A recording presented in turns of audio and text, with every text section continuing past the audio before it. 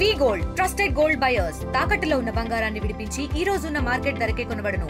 మరిన్ని వివరాలకు సంప్రదించండి 7710 జనగామ సబ్ జైల్లో బ్లీచింగ్ పౌడర్ తిని బలవన్మరణానికి పాల్పడినటువంటి వారాల మల్లయ్య మృతదేహం మాత్రం ప్రస్తుతానికి వరంగల్ ఎంజీఎంలో ఉంది. ప్రస్తుతానికి పోస్ట్ మార్టం కార్యక్రమాలకు కూడా ఇక్కడ ప్రణాళికలు వేస్తున్నారు.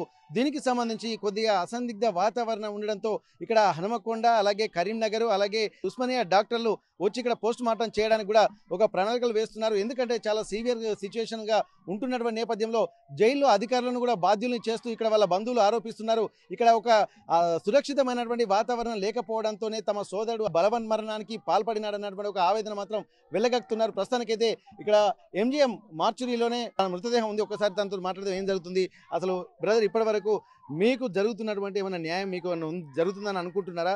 జరుగుతున్నటువంటి పరిణామాలను చూస్తుంటే ఏమనిపిస్తుంది మీకు? నిన్న పిలిపించారు సింగరాజపల్లి చారి ఆయన తనకు ఫోన్ చేశారు, నీ వల్ల జరిపోయిండు, అతనికి ఏమన్నా సాయం చేయి, ఇద్దరు ఆడపిల్లలు అని చెప్పి అని పెద్ద మనుషులు తీసుకెళ్లడం జరిగింది. 10,000 రూపాయలు ఇస్తా అని చెప్పి ఆ చారే అతను అన్నాడు. 10,000 రూపాయలు ఇస్తే ప్రాణం వస్తుందా? 10,000 రూపాయలు ఇస్తే ప్రాణం వస్తుందా? తీసి నీ వల్ల ఆత్మహత్య చేసుకున్నాడు, ఇద్దరు ఆడపిల్లలకి ఏమన్నా దారి చూపించామని చెప్పానంటే 10,000 రూపాయలు దాన సంస్కారాలకు కూడా కావు, నీ 10,000 వద్దంటే దానివల్ల నేను చనిపోతా అని చెప్పనేసరికి పెద్ద మనుషులు వాళ్ళు ఎక్కడ వెళ్ళిపోయారు. అందరూ ఎక్కడ వాళ్ళు అక్కడ వెళ్ళిపోయారు. మాకు మీద వస్తుందేమో అని చెప్పి ఎక్కడ వాళ్ళు అక్కడ వెళ్ళిపోయారు. ఈ పోలీసుల వల్ల నిరీక్షణ వల్ల అంత మా అన్న అనవసరంగా ఆగమైపోయి మాకు దూరం అయిపోయాడు. ఇంతనన్నా మాకు న్యాయం జరిపించాలని అందరికి కోరుతున్నాను. ఓకే, ఇక్కడ మీ వదిన మాత్రం మొన్న ఆరోపించింది, ఇక్కడ ఏంటంటే చిన్న విషయానికే ఆ 20 రోజుల తర్వాత వచ్చి మమ్మల్ని లేని కేసును పెట్టి ఇక్కడ మమ్మల్ని ఇబ్బంది పెట్టినని చెప్పి అంటున్నారు. మరి పోలీసులు దీని మీద ఖచ్చితంగా ఎందుకు అంత అత్యుత్సాహం చూపించాల్సి వచ్చింది అనుకుంటున్నారు? డబ్బుల కాశపడేనా? డబ్బులు చారైన అతను మీ సేవ నడుతాడు, ఎటుగుడుక అధికారం చేతులుంది, మీ సేవ చేతులుంది, ఎటుగుడుక నా దగ్గరకు వస్తారని చెప్పి మరి ఎస్ఐ గారికి డబ్బులు ఇవ్వడం జరిగింది. అది మొత్తం చేశాడు, అంత పన్నాగం ఉంది. ఎమ్మటే వచ్చి మాకు ఆల్రెడీ కేసు పెట్టిన సంగతి కూడా మాకు తెలియదు. కొట్టిన 15 రోజులకు వచ్చి ఎఫ్ఆర్ఐ బుక్ చేయడం, ఎప్పుడో ఎఫ్ఆర్ఐ బుక్ చేసిర్రు, ఆ ఎఫ్ఆర్ఐ అయింది, ఎప్పుడో ఎఫ్ఆర్ఐ అయింది. 15 రోజులు కొట్టిన 15 రోజుల తర్వాతకి తీసుకెళ్ళి ఎఫ్ఆర్ఐ బుక్ చేసిర్రు, చక్కగా కోర్టుకు చేశారు. కోర్టు మేడం జడ్జి కూడా ఆధారపరిచారు. మేడం వారం కోర్టుకు అప్పకుండా పోలీస్ స్టేషన్ తీసుకుపోయి వాళ్ళ పరిధిలోనే కొట్టిర్రు. అక్కడ మన దేవరప స్టేషన్లో ఎస్ఐ గారు ఎల్లప్ప అన్నట్టు ఆయన వచ్చాడంట, డబ్బులు ఇచ్చి కొట్టించారు. ఇప్పుడు మరి ఇక్కడ డబ్బులు ఇచ్చి కొట్టించారని చెప్పి అంటున్నారు, పోలీసులు కూడా అత్యుత్సాహం చూపించారని చెప్పి అంటున్నారు. మళ్ళీ ఆ తర్వాత సబ్ జైల్లో కూడా విడుదల కావాల్సినటువంటి వ్యక్తిని కూడా ఎందుకు విడుదల చేయలేదు అనుకుంటున్నారు? మళ్ళీ బ్లీచింగ్ పౌడరు కడగమని ఇచ్చారంట. కడగమని ఇస్తే ఇతను ఏం చేశాడు, మానసికంగా నన్ను జైలుకి పట్టించిండు కదా, ఆ చారైనటైనా నన్ను ఈ ఎల్లప్పనటైనా నన్ను కొట్టించి బ్రతికేందుకు నా 2 పిల్లల్ని చూసుకోకుండా నన్ను ఆల్రెడీ ఎక్కడా తెలియదు అతనుకు. పని అంటే బావి దగ్గర పోవడం, ఏమైనా పని చేసుకుంటే పని చేసి బతికేటోడే తప్ప ఈ జైలుకి ఇవ్వడం మధ్యలో నాకు తెలియదు అని చెప్పి మానసికంగా ఆ బాత్రూమ్లు కడిగేయడం, టాయిలెట్లు కడిగేయడం వల్ల మానసికంగా వాళ్ళందరూ మారుమూలంగా నన్ను ఎస్ఐ గారు కొట్టిర్రు, కానిస్టేబుల్ కొట్టిండి, బతికేందని చెప్పి టాయిలెట్లు కడిగే బ్లీచింగ్ పౌడర్ తాగిండు.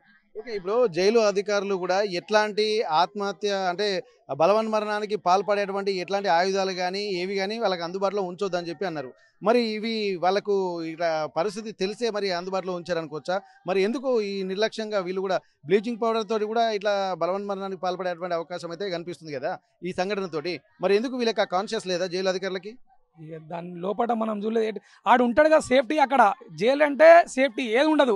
మొదలారం కూడా మా ముందే తీసేశారు సారు, దండ ఉంటే దండ కూడా తీసేశాడు మా ముందే.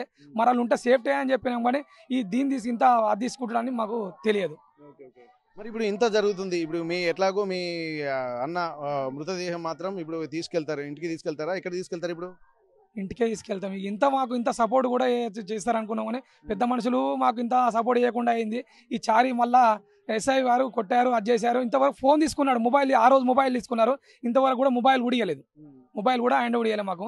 మా అన్నయ్య వాళ్ళ ఫోటోలు ఉన్నాయి, ఫోటోలన్నా ఫ్లెక్సీలన్నా అతికిద్దామని ఫోటోల గురించి అని చెప్పి ఇంతవరకు అక్కడ ఇంటి దగ్గర కూరాలేదు సార్ కూడా.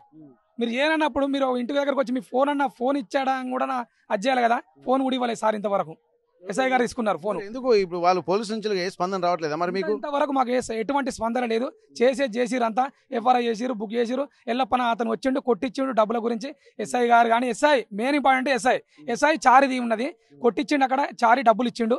అంత మా అన్నయ్య అనవసరంగా మింగారు ఎస్ఐ గారు, చారి గారు, ఎల్లప్పన అతను మొత్తం ఖరాబ్ యాడ్ చేసి సార్. మరి మీకు ఇప్పటివి ఎవరు పట్టించుకోలేదని చెప్పి అంటున్నారు. ఇద్దరు పిల్లలు ఉన్నారు. మీ వదిన మరొక 4 నెలల ప్రెగ్నెంట్ అంటున్నారు. మరి ఇట్లాంటి సందర్భంలో ఎట్లాంటి న్యాయం కావాలనుకుంటున్నారు?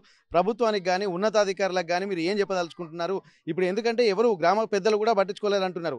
ఎస్ఐ గారు మళ్ళీ అందులో కనీసం తలదూర్చేటువంటి పరిస్థితి లేదంటున్నారు. ఇప్పుడు చారి అనేటువంటి ఏదైతే ఆరోపిస్తున్నటువంటి వ్యక్తి ఉన్నారో తను కూడా అసలు పట్టించుకోవట్లేదని చెప్పి ఇక్కడ మీరు అందరూ చెప్తున్నారు.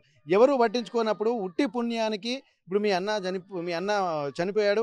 ఆ తర్వాత పిల్లలు అలాగే మీ వదిన జీవితం ఆగమైపోయింది. మరి మీకు ఏం చేస్తే ఇక్కడ న్యాయం జరుగుతుందని చెప్పి అనుకుంటారు? ఇక్కడ ప్రభుత్వ అధికారులకు కానీ పోలీసు ఉన్నతాధికారులకు కానీ ఏం చెప్పదలుచుకుంటున్నారు? మీరు ఏం చెప్తే న్యాయం జరుగుతుంది? చిన్న చిన్న ఆడపిల్లలు వాళ్ళకి సాయం చేయాలని కానీ వాళ్ళ ఆస్తులు కోరతలేమో, వాళ్ళ అంతస్తులు కోరుతాము. చిన్న చిన్న పిల్లలు, ఆ పిల్లలకి ఏమైనా న్యాయం జరగాలని కోరుకుంటున్నాను. ఇక్కడ వాళ్ళకి ఏమీ తెలియడం లేదు పాపం. ఎందుకంటే ఉట్టి పుణ్యానికి చిన్న గొడవ కాస్త పోలీసుల అత్యుత్సాహంతో ఇక్కడ పెద్ద కేసుగా మారింది. ఆ తర్వాత పోలీస్ స్టేషన్ నుండి సబ్ జైలుకు తీసుకెళ్లారు. సబ్ జైల్లో కూడా తను బలవన్ మరణానికి పాల్పడినటువంటి నేపథ్యంలో కూడా ఇప్పటి వరకు ఎవరు స్పందించలేదని చెప్పంటున్నారు. చిన్న గొడవను అత్యుత్సాహంతో చేసినటువంటి పోలీసులు కూడా దీని మీద బాధ్యత వహించాల్సినటువంటి అవసరం ఉంటుంది. అక్కడ ఉన్నటువంటి ఎస్ఐ గారు ప్రత్యేకంగా స్పెషల్ ఇంట్రెస్ట్ తీసుకొని కొట్టడం జరిగిందని చెప్పంటున్నారు. ఒక అవమానం భరించలేక జైల్లోకి వెళ్ళిన తర్వాత కూడా జైల్లో సూపరింటెండెంట్ గారు కూడా దాని మీద ప్రత్యేకంగా పర్యవేక్షణ లేకపోవడము, జైలు ఖైదీల మీద వారికి రక్షణ లేకపోవడం అనేది దీంతో తేటతెల్లమవుతుంది. ఇక్కడ ఒంటికి ఉన్నటువంటి మొలతాడు కానీ చైన్లు కానీ బ్రాస్లెట్ ఏమున్నా తీసేటువంటి పోలీసులు, అక్కడ ఉన్నటువంటి సిబ్బంది ఇక్కడ బ్లీచింగ్ పౌడర్ అనేది కూడా కొంత బలవన్ మరణానికి పాల్పడడానికి కూడా ఉపయోగపడుతున్నటువంటి విషయం కూడా తెలుసుంటుంది. కానీ ఎంత అందుబాటులో ఉంచాలో అంత అందుబాటులో ఉండాలి. కాబట్టి వీళ్ళందరికీ కూడా తన ఏమీ తెలియని ఒక అమాయకుడైనటువంటి తన అన్న వారల మల్లయ్య ఎవరైతే ఉన్నారో తను మాత్రం చనిపోవడానికి ఇక్కడ వీళ్ళందరూ కారణం అంటున్నారు. ముఖ్యంగా బ్రహ్మచారి అనేటువంటి వ్యక్తిని, అలాగే అక్కడ ఉన్నటువంటి దేవరూపల ఎస్ఐ గారు, అలాగే ఎల్లప్ప అనేటువంటి వ్యక్తి, మరోవైపు ఆ జైల్లో ఉన్నటువంటి అధికారులు దీనికి బాధ్యత వహించాలంటున్నారు. ఇప్పటికీ ఎట్లాంటి ఒక జీవనోపాధి లేకుండా కూలీ పనులు చేసుకుంటున్నటువంటి తమ వదిన ఎంతో అగమ్య గోచర వాతావరణం అయితే కనిపిస్తుందంటున్నారు. ఇద్దరు ఆడపిల్లలు, వాళ్ళ భవిష్యత్తు కూడా అంధకారంలోకి వెళ్ళిపోయింది అంటున్నారు. ఇప్పటికీ కూడా ఒక్క అధికారి కానీ, ఒక్క నాయకుడు కానీ, ఒక్క పెద్దలు కానీ స్పందించకపోవడం వల్ల కూడా అనేక ఇబ్బందికర వాతావరణం అయితే తాము తలెత్తుందని చెప్పి అంటున్నారు. ఇప్పటి వరకు తమకు న్యాయం చేయాలని చెప్పి పోలీసు ఉన్నతాధికారులను అలాగే ప్రభుత్వ పెద్దల్ని కూడా ఇక్కడ దీనంగా వేడుకుంటున్నటువంటి పరిస్థితి. వరంగల్ ఎంజిఎం నుండి కెమెరా పర్సన్ వంశీతో వెంకటరత్నం, RTV వరంగల్. తెలుగులో న్యూస్ కి ఫాస్టెస్ట్ యాప్ ఇప్పుడు టోటల్లీ న్యూ అవతార్లో జస్ట్ 5 seconds లో కంప్లీట్ న్యూస్. సోషల్ మీడియాలో ట్రెండ్స్ కి one stop solution. Live TV app voice search option తో ఇప్పుడే డౌన్లోడ్ చేయండి లేదా అప్డేట్ అయిపోండి. యాప్ లింక్ డిస్క్రిప్షన్ లో ఉంది.